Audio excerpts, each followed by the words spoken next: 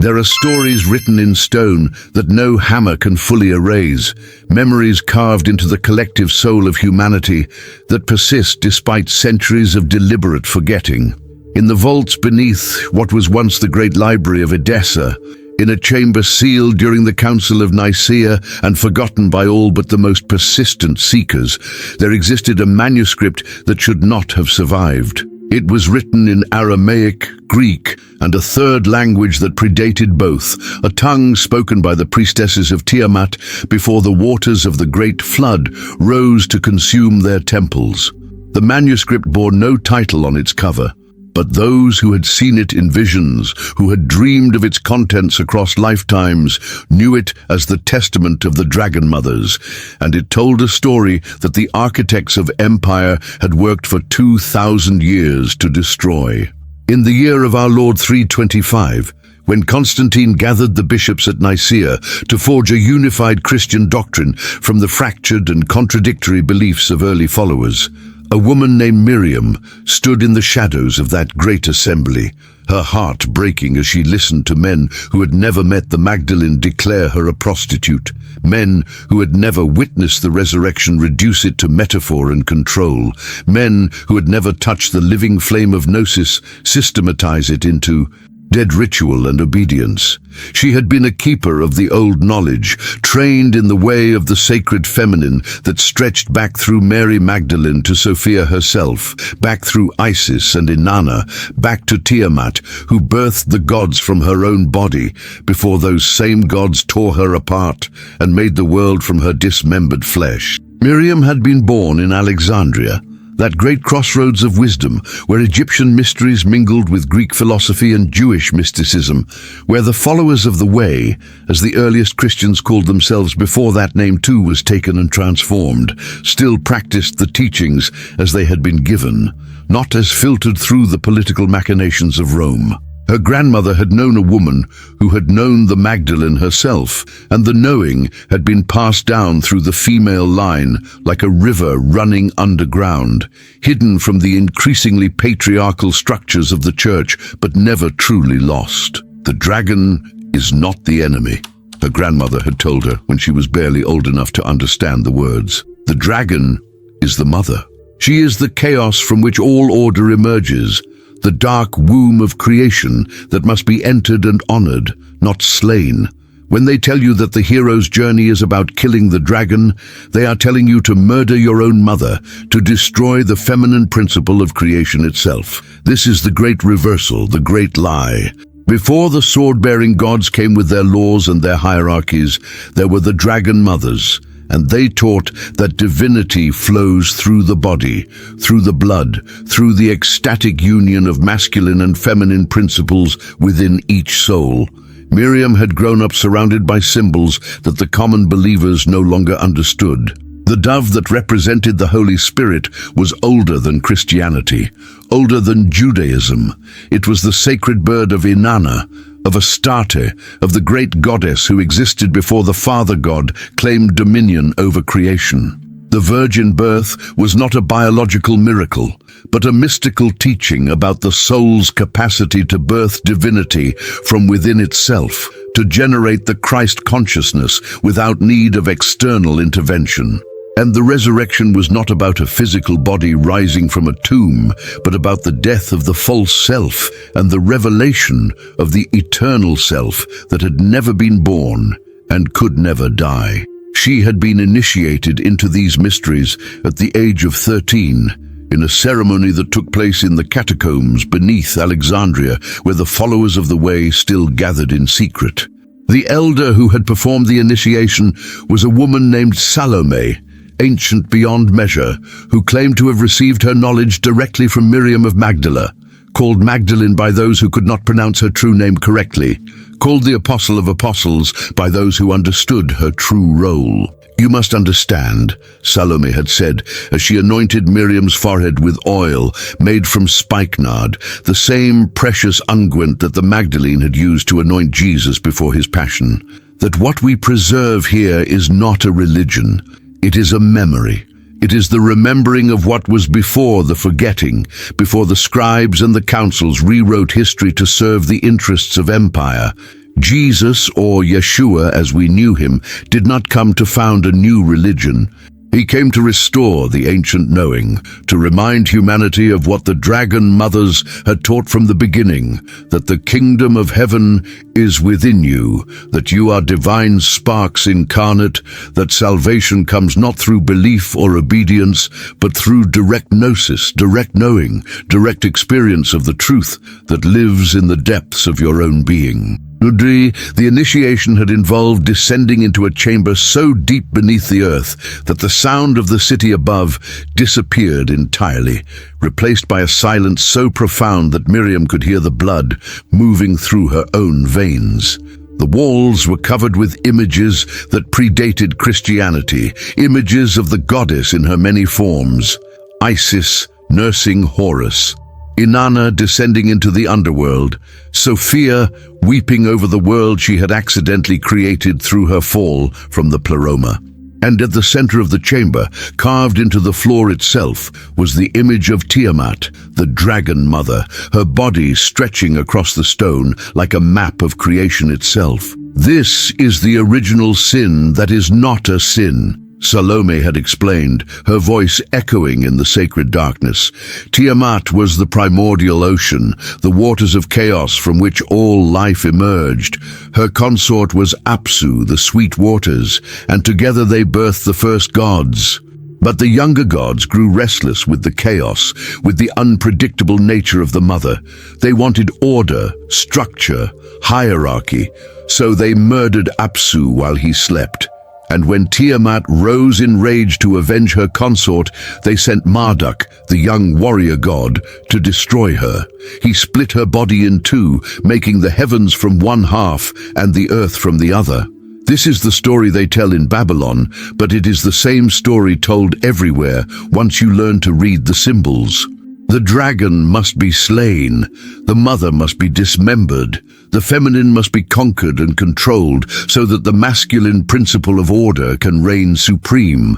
Miriam had lain on the stone floor, her body positioned over the image of Tiamat, and she had felt something ancient stirring in her blood, a memory that belonged not to her individual soul, but to the collective memory of all women who had ever been silenced, dismissed, erased from history. She had wept then, great racking sobs that seemed to come from the earth itself, and Salome had held her, rocking her like a child, while she released centuries of accumulated grief. "This is why they fear us," Salome had whispered. "This is why they must make the Magdalene into a prostitute, must reduce the Mother of God to a perpetual virgin, must excise from the scriptures every mention of Sophia, of the divine feminine wisdom that was present at creation. Because if women remember their power, if humanity remembers that the feminine is not subordinate to the masculine, but equal and necessary, if we recall that the body is not evil but sacred, that pleasure is not sin but sacrament, that the material world is not a prison to escape but a temple to honor, if we remember these things, then the entire structure of empire collapses. Control requires separation. It requires convincing people that they are fallen, broken, in need of external salvation. But the truth is exactly the opposite. You are not fallen. You are divine. You are the daughter of the dragon mother, and her power flows through your blood. The years after that initiation had been both illuminating and increasingly dangerous.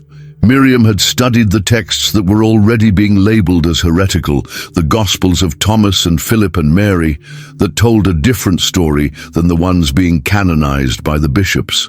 She had learned that the Magdalene was not a repentant sinner, but Jesus' most beloved disciple, possibly his consort in the sacred marriage that represented the union of masculine and feminine principles.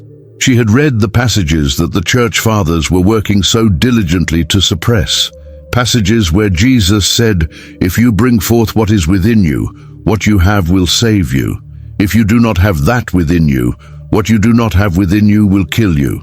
Then She had studied with the last of the Gnostic teachers, men and women who understood that the material world was not created by the true God, but by a lesser deity, the demiurge, who had trapped divine sparks in matter and then convinced those sparks that they were nothing but matter, nothing but flesh, nothing but sin.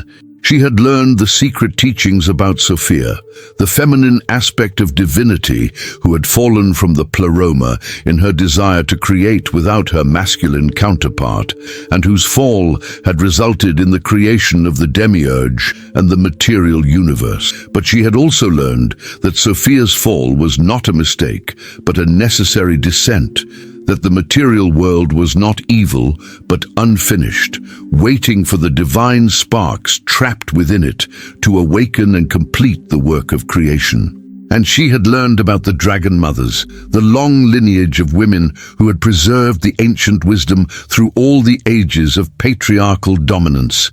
Tiamat in Babylon, who was murdered so that order could triumph over chaos. Inanna in Sumeria, who descended into the underworld and returned transformed, teaching humanity about death and resurrection long before Jesus walked the earth. Isis in Egypt, who gathered the scattered pieces of her murdered consort Osiris and breathed life back into him, demonstrating the power of the feminine to restore what the masculine destroys.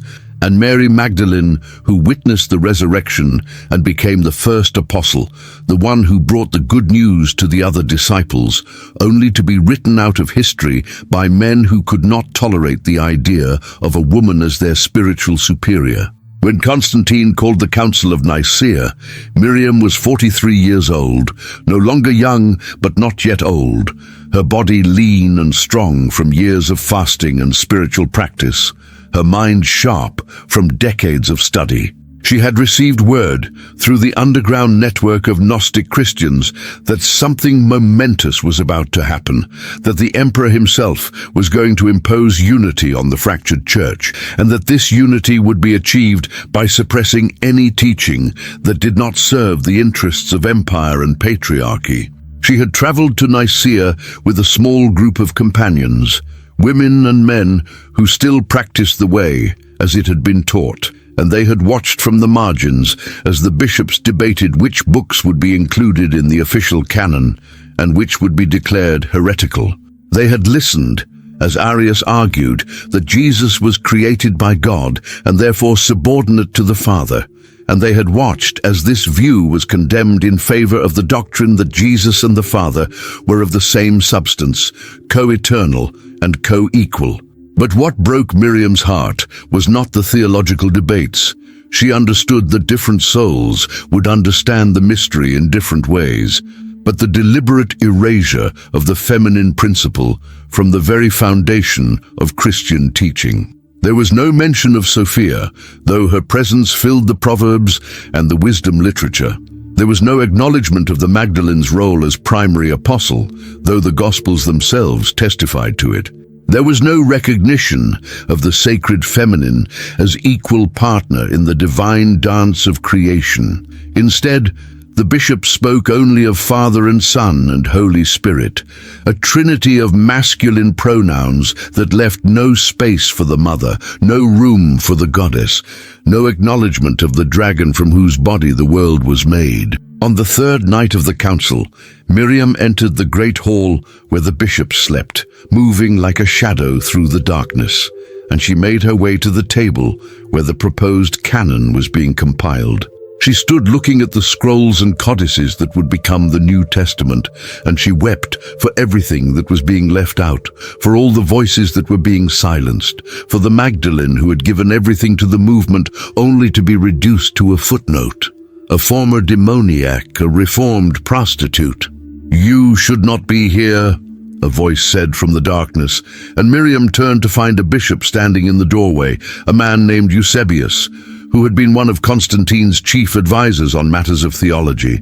"Neither should you," Miriam replied, her voice steady despite the fear that clutched at her heart. "You are making decisions that will echo for thousands of years, and you are making them based on politics rather than truth. You are erasing the dragon mother." You are silencing the feminine. You are turning a living gnosis into a dead religion. Eusebius moved closer, and in the lamplight, she could see that his face was not cruel, but deeply tired, the face of a man who had made compromises he did not fully believe in. "We are trying to create unity," he said. "The empire is fracturing. We need a single church with a single doctrine that can bind the diverse peoples of Rome together. What you call erasure, I call necessity. The masses cannot handle the complexities of Gnostic theology. They need simple stories, clear rules, a hierarchy they can understand and obey." "So you reduce the mystery to control," Miriam said. "You take the teachings that were meant to liberate and turn them into chains. You make the Magdalene into a prostitute because you cannot tolerate a woman as teacher. You erase Sophia because you cannot allow the feminine to be equal to the masculine. You declare that salvation comes only through the church because you cannot permit people to access the divine directly without your mediation. This is not necessity, Eusebius. This is the same old story. This is Marduk slaying Tiamat. This is the patriarchy murdering the mother and making the world from her corpse. If you enjoy these kinds of stories, make sure to like this video, subscribe to our channel, and turn on the notification bell so you never miss any of our content. And tell us in the comments where you are watching from.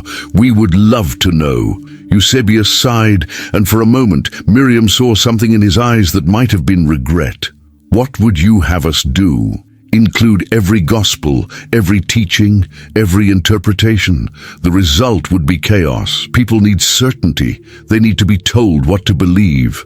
"No," Miriam said fiercely. "People need to be taught how to access their own knowing. That is what Jesus taught. That is what the Magdalene taught. The kingdom of heaven is within you. The divine dwells in your own heart. You do not need priests or bishops or emperors to tell you what is true. You need only to descend into your own depths, to face your own darkness, to find the divine spark that has been there all along.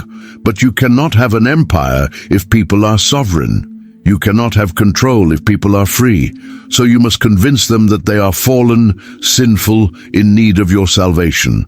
You must erase the dragon mother who teaches that divinity flows through the body, through the earth, through the very matter you have declared evil. You speak treason," Eusebius said quietly. "If Constantine heard you, he would have you executed." "Then I will die knowing the truth," Miriam replied. "But you, Eusebius, you will live knowing that you helped bury it. You will live knowing that you participated in the murder of the mother. And that knowledge will haunt you through all your remaining days and into whatever comes after." She left then, walking past him into the darkness, and she knew as she walked that her time in the world above ground was ending. She could not stop what was happening at Nicaea. She could not prevent the canonization of texts that served empire or the suppression of texts that threatened it. But she could do what the keepers of wisdom had always done. She could preserve the truth in hidden places, encoded in symbols and stories, waiting for a time when humanity would be ready to receive it again. She returned to Alexandria and gathered the remaining members of her community, perhaps 50 souls in total, who still practiced the way as it had been taught. "The persecution is coming," she told them. "Everything we have preserved will be declared heretical. Our texts will be burned. Our teachers will be imprisoned or killed. The dragon mother is being slain again, and we cannot prevent it, but we can ensure that the memory survives. We can hide the knowledge in places where it will sleep until the age of remembering begins." They worked through the night, copying manuscripts, encoding teachings, preparing the wisdom for its long burial. The Testament of the Dragon Mothers was the centerpiece of their collection, a manuscript that traced the lineage of the sacred feminine from Tiamat through the goddess traditions of the ancient world to the Magdalene herself. It contained teachings that contradicted everything the bishops at Nicaea were deciding, that the body was sacred, that the feminine was divine, that salvation came through gnosis rather than faith, that the material world was not a prison to escape, but a temple to consecrate through conscious presence. Miriam added to it her own testimony, written in the ancient tongue that only the initiated could read, a language that predated the patriarchal takeover of religion. She wrote about what she had witnessed at Nicaea, about the deliberate erasure of the feminine, about the transformation of living mystery into dead dogma. She wrote about the Magdalene, about the true teaching that had been passed down through the women who had known her, about the sacred marriage between masculine and feminine that was the key to wholeness. And she wrote about Tiamat, about the dragon mother whose dismemberment was the original sin, the first violation that set the pattern for all subsequent violations of the feminine principle. "They will tell you that the dragon is evil," she wrote. "They will tell you that chaos must be conquered, that the feminine must be subordinate, that the body is corrupt, and the material world is fallen. They will tell you this because they cannot control you if you remember your power. They cannot build their empire if you know that you are sovereign. They cannot maintain their hierarchy if you understand that divinity flows through all things equally, that there is no separation between sacred and profane, spirit and matter, masculine and feminine. The Dragon Mother teaches integration, wholeness, the sacred union of opposites. The patriarchy teaches division, conquest, the domination of one principle over another. Choose wisely which story you will believe, for the story you choose will determine the world you create. When the manuscripts were complete, Miriam and her companions carried them to the chamber beneath the city, where she had been initiated so many years before. They dug deep into the earth, creating vaults that would survive the coming destruction, and they sealed the manuscripts in jars designed to resist decay and the passage of time. And over those vaults, they carved symbols that only the initiated would recognize, signs that would guide future seekers to the hidden knowledge when the time was right. The persecution came exactly as Miriam had foreseen.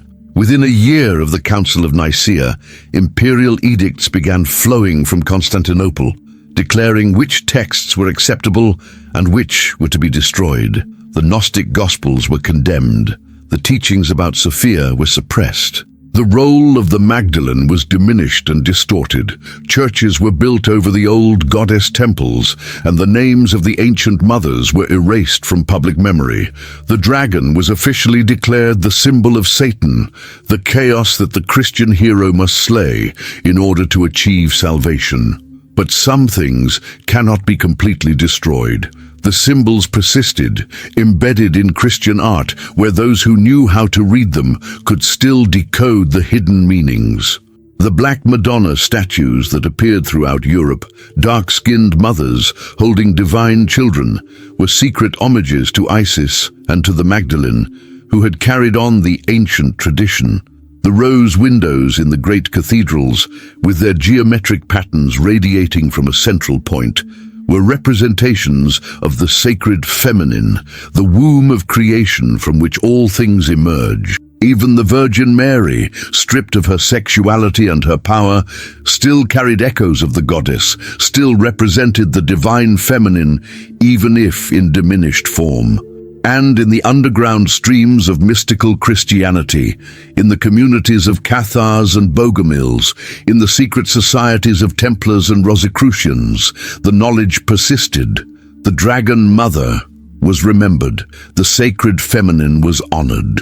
The Magdalene was recognized for who she truly was, not a prostitute but a priestess, not a repentant sinner but an enlightened master, not a secondary figure but the primary apostle who had understood the teaching in its fullness because she embodied the very principle of wisdom that the teaching sought to restore. Miriam lived to see the beginning of the persecution, watched as her companions were arrested and her texts were burned, witnessed the transformation of the way into the church. But she did not live to see the culmination of the erasure, did not survive to watch the final triumph of patriarchy over the sacred feminine. At the age of 57, in a small room in Alexandria where she had returned to die, she lay down for the last time and allowed her spirit to separate from the body that had served her so faithfully for more than 5 decades. As she died, she had a vision that echoed the vision she had received during her initiation so many years before. She saw Tiamat rising from the waters, not as a monster to be slain, but as a mother reclaiming her children. She saw the dragon spreading her wings across the earth, and from her body poured not chaos, but creativity, not destruction, but renewal. She saw the Magdalene standing on a mountain, her hair unbound and her arms raised to the sky, and from her mouth came words that shattered the structures of empire and patriarchy like glass struck by a pure note. "I am the first and the last," the Magdalene sang, her voice carrying across the centuries. "I am the honored and the scorned. I am the whore and the holy one. I am the wife and the virgin. I am the mother and the daughter. I am the silence that cannot be grasped and the voice that cannot be silenced. I am the dragon mother, and I am returning. All that was hidden will be revealed. All that was erased will be restored. All that was dismembered will be made whole again." And Miriam understood, as her consciousness began to dissolve into the light that had always sustained it, that the persecution was not an ending, but a necessary part of the cycle. The dragon must be slain so that the dragon can be resurrected. The feminine must be suppressed so that its return will be recognized as the miracle it truly is. The truth must go underground so that when it emerges again, it will have the power of revelation rather than the familiarity of the commonplace. In the hall of records that existed between incarnations, Miriam reviewed the life she had just completed and saw how it fit into the larger pattern of awakening. She saw the manuscripts she had hidden sleeping in the earth beneath Alexandria, waiting for the moment when archaeologists would discover them and the world would learn about the Gnostic Gospels, about the Gospel of Mary, about the teachings that had been suppressed for 2,000 years. She saw how the erasure of the Dragon Mother had created a wound in the collective psyche of humanity, a wound that manifested as the domination of nature, the subjugation of women, the fear of the body and of sexuality, the split between spirit and matter that had caused such immense suffering. But she also saw the returning. She saw the consciousness of humanity slowly, painfully, beginning to reintegrate what had been split, to remember what had been forgotten, to honor what had been erased. She saw women reclaiming their power, not by becoming like men, but by embodying the feminine principle in its fullness, creative, intuitive, connected to the body and to the earth, comfortable with chaos and with the cycles of birth and death and rebirth. She saw men beginning to heal their own relationship with the feminine, both the women in their lives and the feminine aspects of their own psyches, learning that strength could coexist with gentleness, that rationality could be balanced with emotion, that the warrior could also be the nurturer. She saw new scholarship emerging that challenged the traditional narratives, that questioned why the Magdalene had been made into a prostitute, that investigated the suppressed role of women in early Christianity, that traced the goddess traditions that predated and informed the development of Christian theology. She saw novels and films that reimagined the story, that gave the Magdalene back her voice, that explored what Christianity might have looked like if the feminine principle had not been erased. She saw a growing spiritual movement that honored the sacred feminine, that practiced forms of Christianity that included the goddess alongside the god, that recognized Mary Magdalene as co-redeemer and co-teacher alongside Jesus. And she saw, in a future that was approaching more quickly than most could perceive, a time when the Dragon Mother would fully return, when Tiamat would rise from the depths, not as a monster, but as the creative force she had always been, when the dismembered feminine would be made whole, and the sacred marriage of masculine and feminine would be celebrated rather than feared. She saw a Christianity transformed, reconnected to its mystical roots, freed from the structures of empire and control, returned to its essence as a path of direct gnosis, direct knowing, direct experience of the divine that dwells within all things. "Will you incarnate again?" the keeper of the Akasha asked, appearing beside her in that place between lives. "Yes," Miriam said without hesitation. "I will return when the dragon mother rises. I will be there to witness the restoration of what was erased, to celebrate the return of the sacred feminine, to help birth the new consciousness that is trying to emerge. The work I began in Alexandria is not complete. The manuscripts I hid are not yet fully decoded. The Magdalene's voice is not yet fully heard. I will return until the work is done, until the mother is honored again, until the dragon is recognized not as the enemy, but as the source of all creativity and life. Then rest now," the keeper said. "Rest and prepare, for the returning will require everything you have learned through all your incarnations. It will require the wisdom of the ancient priestesses and the courage of the early martyrs. It will require the patience of those who plant seeds they will not see flower, and the faith of those who speak truth to power, knowing they will be punished for it. Rest now, beloved daughter of the Dragon Mother. Your time will come again. In the earth beneath what had once been Alexandria, beneath layers of sediment and the ruins of civilizations that rose and fell across the centuries, the manuscripts waited in their sealed jars. The testament of the Dragon Mothers rested in darkness, its words still potent, still dangerous, still capable of transforming consciousness in those who were ready to receive them. The story it told was simple, and it was this: the feminine is not subordinate to the masculine. The body is not inferior to the spirit. The material world is not fallen, but sacred. Chaos is not the enemy of order, but its necessary complement. The dragon is not the monster, but the mother. And the truth that has been erased can never be permanently destroyed because it lives in the blood, in the bones, in the cellular memory of every being who carries the divine spark. The Church had succeeded in its erasure, had transformed Tiamat into Satan and the Magdalene into a prostitute, had suppressed Sophia and eliminated the goddess from official doctrine. But the erasure was never complete. The symbols persisted. The stories survived in altered form. And in the underground streams of mystical tradition, in the dreams of poets and the visions of mystics, in the hearts of women who knew they carried power that the official structures refused to acknowledge, the Dragon Mother lived on, waiting for her time to return. That time was approaching. The manuscripts would be found, the research would be done, the questions would be asked. Why was the Magdalene diminished? Where did Sophia go? What happened to the sacred feminine in Christianity? And as the questions were asked, the answers would emerge, not from the official sources that had perpetuated the erasure, but from the hidden places where the truth had been preserved, from the earth itself that had cradled the manuscripts in darkness until the light was ready to receive them again. The Dragon Mother was returning. Tiamat was rising from the waters. The sacred feminine was reclaiming its place in human consciousness. And though the patriarchy would resist, though the structures of power would fight to maintain their dominance, though there would be those who preferred the comfort of the familiar story to the challenge of the truth, the return was inevitable. What had been dismembered would be made whole. What had been erased would be revealed. What had been silenced would speak again with a voice that could not be denied. This was the secret that Miriam had preserved. This was the knowledge that the Church had tried to destroy.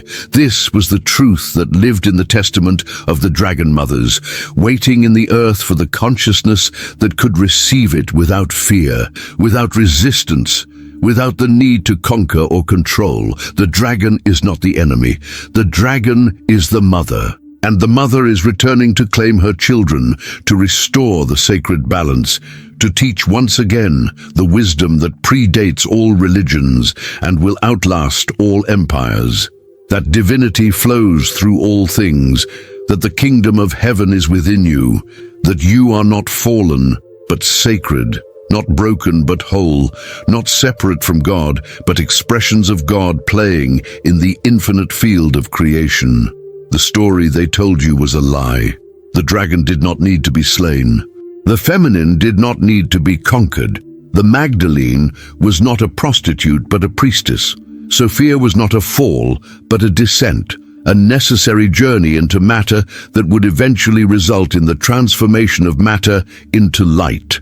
And you, reading these words or hearing this story, are a fragment of that light, incarnate in flesh, not as punishment, but as exploration, not as exile, but as adventure, not as separation from divinity, but as divinity experiencing itself through your unique perspective. Wake up, beloved. Remember who you are. You are the child of the Dragon Mother. Her blood flows in your veins. Her power sleeps in your bones. Her wisdom whispers in your dreams. The time of forgetting is ending. The age of remembering has begun, and when you finally see with eyes of light, when you finally know yourself as you truly are, you will understand that the greatest heresy was not the teachings they suppressed, but the lie they told, that you were ever anything other than divine. And if you like this story, you will definitely love the next one that's appearing on your screen. Don't forget to subscribe to our channel, leave your like, and activate the notifications. See you in the next one.